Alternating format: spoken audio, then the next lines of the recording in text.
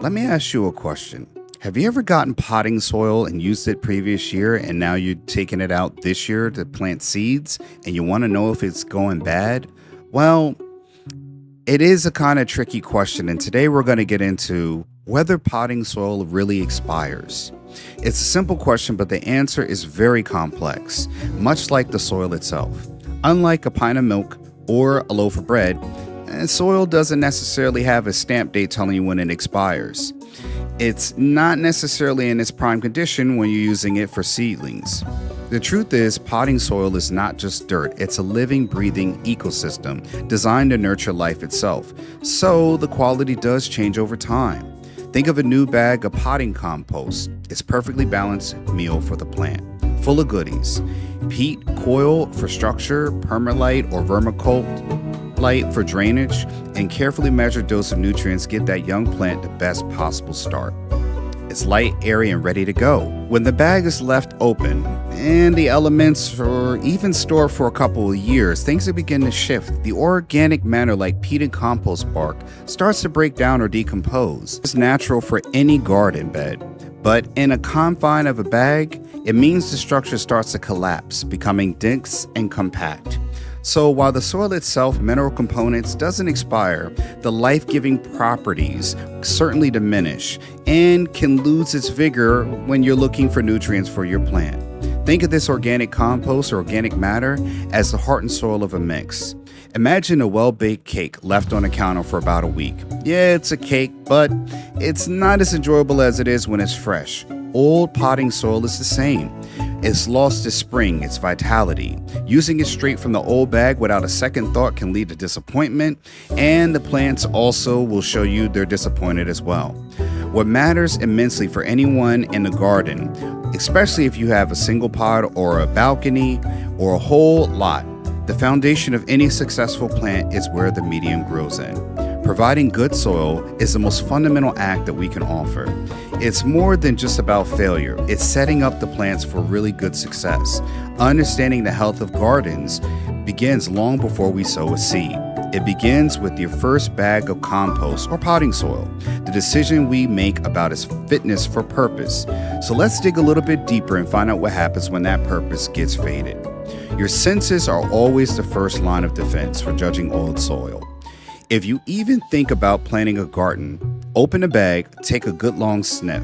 Healthy potting soil should smell earthy and pleasant, like a forest floor after a gentle rain. If you're met with a sour odor, rotten egg, or sharp, unpleasant smell, I wouldn't use that for my soil. If it's not good to your nose, it's not good for the plant. This can create a toxic environment for our roots. The soil's way of shouting, hey, this isn't right. Stay away because something's definitely wrong in there. Trust your nose. Next, let's look at the soil's appearance. You might see fuzzy patches of white or green mold on the surface. While some fungi are beneficial, mold is really not. And it shows that it's been too damp for too long. If you start seeing insects like tiny gnats flying around, you've got a problem. These pests can lay eggs in the damp soil and their larvae can damage the roots of your seedlings. Feel the texture next. Is it heavy, clumpy, or dense? Does it hold its shape like a good lump of clay? This compaction is the enemy of healthy roots. In proper drainage, the issue is having a good potting soil that is designed to hold moisture without becoming bogged.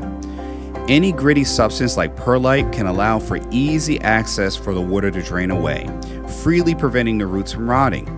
Old, complicated soil, these air pockets have collapsed. When you water a pot filled with this material, it can become muddy, a mess that takes ages to dry out, suffocating the roots.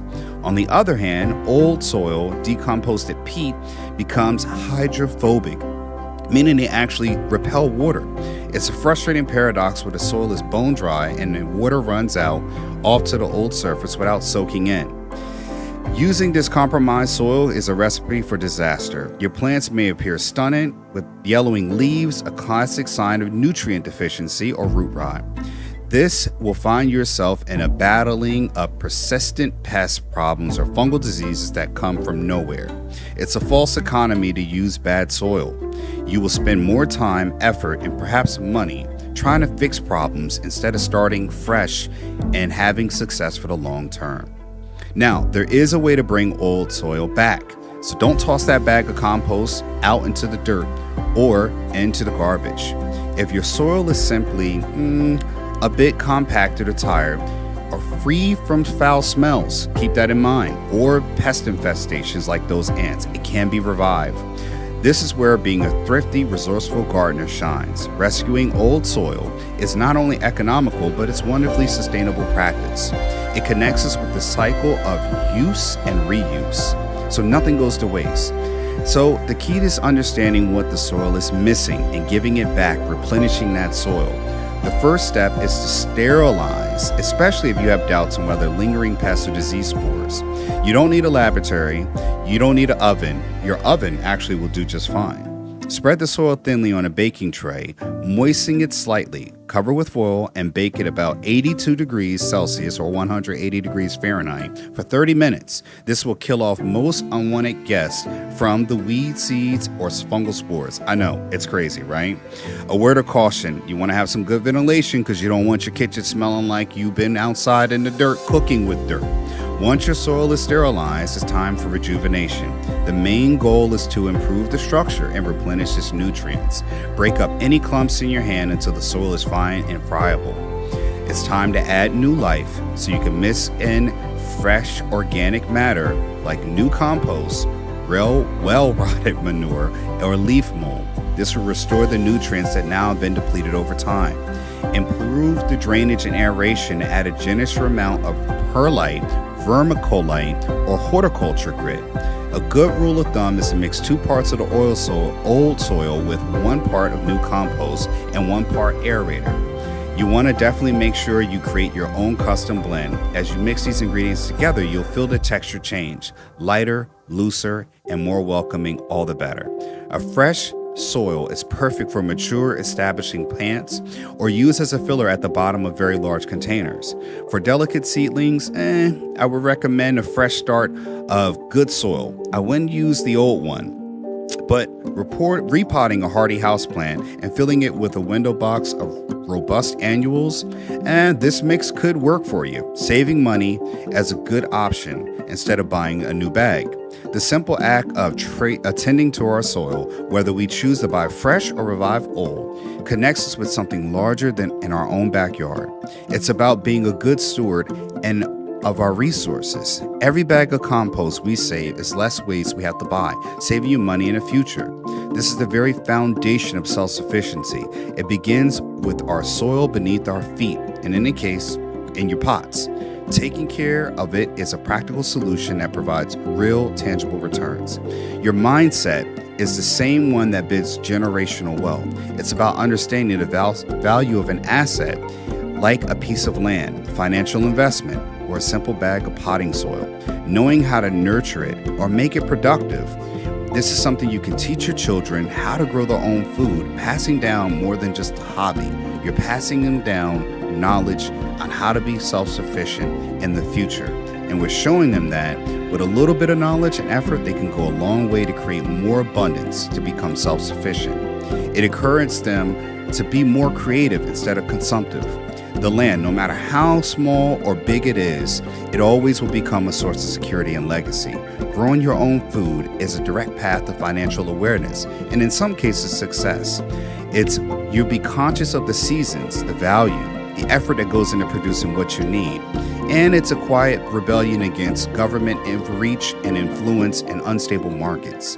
Whether you're nurturing a tomato plant in a city balcony or doing a whole kitchen garden, you're participating in an ancient tradition of providing for yourself. It's the spirit we want to cultivate at our brand and ancestry lands. Smart hands built on knowledge for a stronger future. It's a true path to wealth. And it's not just about money, but it's about assets you can pass on to the next generation. It all stems from the same pace, the commitment to grow, and respect for the fundamentals. So take another look at that old bag of soil. It holds more than just dirt. It holds potential for more insights on building your legacy through land, finance, and practical wisdom. Make sure to subscribe for our channel, like this video, and follow us for more weekly content. Let's grow together.